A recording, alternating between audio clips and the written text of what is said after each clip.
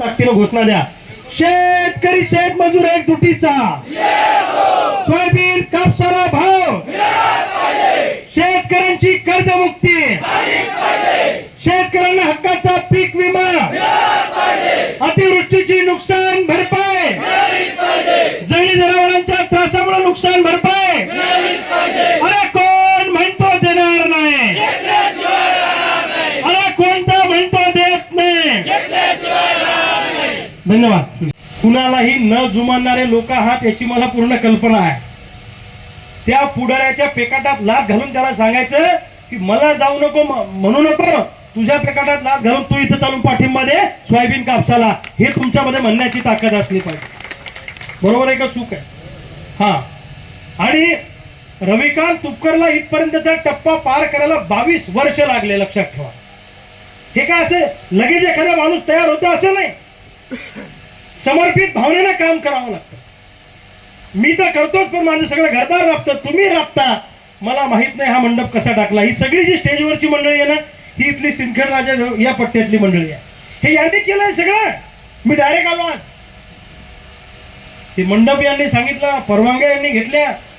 हे जे बसलेले ते सगळे हे बिनीचे शिलेदार आहेत सगळे. यांनी सांगितलं की सिंदखेड राजामध्ये आंदोलन करा, तुम्ही या, म्हणून हा स्पॉट आपण या ठिकाणी निवडला. त्यामुळं कृपया कोणत्याही राजकीय नेत्यांनी घाबरून जायचं काही कारण नाही, आणि कोणत्याही राजकीय नेत्यांनी गैरसमजही करून घेण्याचं काही कारण नाही. आता मला सांगा, हे सगळे नेते गेले तिथं धनंजय मुंडे साहेबांकडे, 31 ऑगस्टला पीक विमा मिळणार, आणि तिकडून आपले केंद्रीय राज्यमंत्री व्हिडिओ कॉन्फरन्सवर काय म्हणतात, हो मुंडे साहेब ते लवकर टाका, नाही तर मग आमच्या जिल्ह्यातले लोक लय श्रेय घेतात. मग 31 ऑगस्टला थांबलो का नाही आपण? मग तोंडावर कोण आपटलं? बरोबर आहे का चूक आहे? मला काही कुणाबद्दल राग नाही, फक्त माझ्या डोक्यात एकच आहे की तुम्ही उद्या सोयाबीन कापसाच्या भावाचा मेळ लावा, पीक विमा द्या, कर्जमाफी द्या, जंगली जनावरांचा, रोया रानडुकराचा त्रास थांबवा. आम्ही आज आंदोलन थांबवतो, आमचं काही म्हणणं नाही. बरोबर आहे का चूक आहे? हे शोक आहे का हो? मला उपाशी राहायचा लय मजा वाटते का त्याच्यात? म्हणजे अन्नाचा पोटात कण न टाकणे आणि उपाशी राहणे, सगळ्यात कठीण आंदोलन जर कोणतं असेल तर हे आहे, अन्न त्याग. पण माझा स्वभाव असा आहे की मी शहीद भगतसिंगाच्या, गांधीजींच्या विचारांना चालणारा माणूस आहे.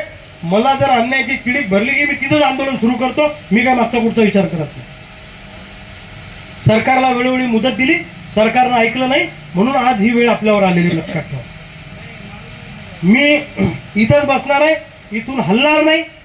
पण तुम्ही वेगळ्या वेगळ्या पद्धतीनं या आंदोलनाला हकेच्या अंतरावर आहे. बरोबर आहे की नाही? म्हणून हे सेंटर आपण निवडलं. 2 वर्षापूर्वी मी नागपूरच्या संविधान चौकात मी उपोषणाला बसलो होतो. मग मला नागपूरमध्ये उभं राहायचं होतं का? एकदा मी माझ्या घराच्या दारात उपोषणाला बसलो होतो.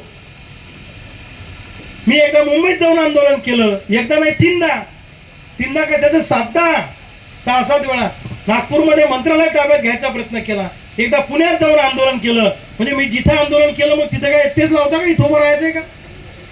कृपया या आंदोलनाचा राजकीय संदर्भ लावू नका.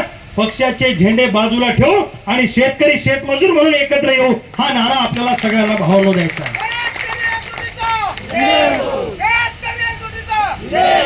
आमदार खासदार होणं माझ्यासाठी काय कठीण नाही.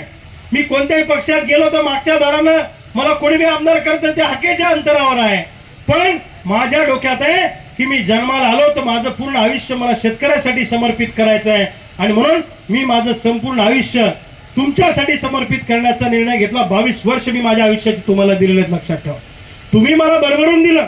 लोकसभेच्या निवडणुकीमध्ये तुम्ही माझ्यावर एवढं प्रेम केलं की त्याचे उपकार मी माझ्या कातड्याचे जोडे करून जरी तुम्हाला घातले तरी फिटू शकत नाही. एवढं प्रेम या भागातल्या जनतेने मला दिलं. भावांनो, माझी तुम्हाला विनंती आहे की हे आंदोलन रविकांत तुपकरचं नाही, हे आंदोलन तमाम महाराष्ट्रातल्या शेतकऱ्यांचं आंदोलन आहे. म्हणून तुम्ही सगळ्यांनी याच्यामध्ये सहभागी झालं पाहिजे. हातावर हात धरून बसू नका, घरी टीव्हीत पाहू नका. उद्या सगळ्यांनी महाराष्ट्रामध्ये जिल्हाधिकाऱ्यांना, तहसीलदारांना निवेदन देऊन तुमच्या भावना कळवा. सोयाबीन कापसाला भाव, कर्जमुक्ती, पीक विमा, आजपासून तयारी करा. उद्या सगळ्या महाराष्ट्रामध्ये किमान 30 जिल्ह्यामध्ये उद्या आपले सगळे सहकारी निवेदनं देतील महाराष्ट्रातल्या 30 जिल्ह्यांमध्ये. तुम्ही सुद्धा तुमच्या तुमच्या भागात निवेदनं द्या. दुसऱ्या दिवशी म्हणजे परवा दिवशी प्रत्येक गावामध्ये प्रभात फेऱ्या काढा. प्रभात फेरी काढायला काय लागतं का? गावात जमायचं लाज न वाटून देता. बरोबर आहे की नाही? पुरं बनेल फाटलं, पुरे अंडरपॅन्ट फाटले तरी बी आपल्या सोयाबीनला भाव मागायला लाज वाटते. लाज का वाटायची? हक्क मागतोय, ठीक नाही, हक्काचं मागतोय. गावात लोक जर सगळे एकत्र या, गावात प्रभात फेरी काढा, बॅनर तयार करा, व्हिडिओ करा आणि तुमचं म्हणणं त्यात मांडा, ते सोशल मीडियावर व्हायरल करा. We support from farmer. काय ते आपलं नाव किती मग काय ते? We support farmers. आम्हाला शेतकऱ्यांना सपोर्ट करायचा आहे, अशा पद्धतीचं बॅनर तयार करा. आणि परवा दिवशी ग्रामसभेचे ठराव घ्या गावागावातनं आणि ग्रामसभेचे ठराव इथं आणून जमा करा, नाही तर तुमच्या पद्धतीने वर पाठवा. बरोबर आहे का? चूक आहे?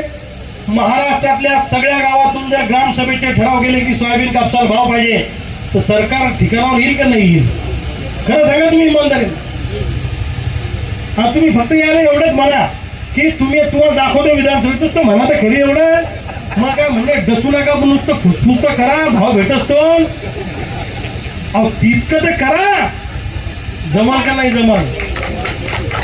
जमल का नाही जमल? पण तुम्ही सगळ्या लोकांना मला 2.5 लाख मतं दिले म्हणून सगळे पुढारी आता विमा करू राहिले. यायला विम्यातलं कर्ज ढबी समजत नाही. आम्हालाच तर आता समजायला लागलं, यायला गावाला समजाव. बरोबर आहे का चूक आहे? बुलढाणा जिल्ह्यामध्ये फक्त यांनी खरीपाचा काही विमा टाकला, रब्बीचा विमा अजून टाकलेला नाही.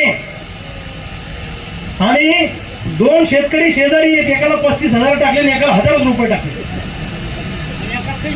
एकाला काहीच नाही. म्हणजे पाणी काय याच्या वावरात पडलं, याच्या वावरात पडलं नाही का? आता ती या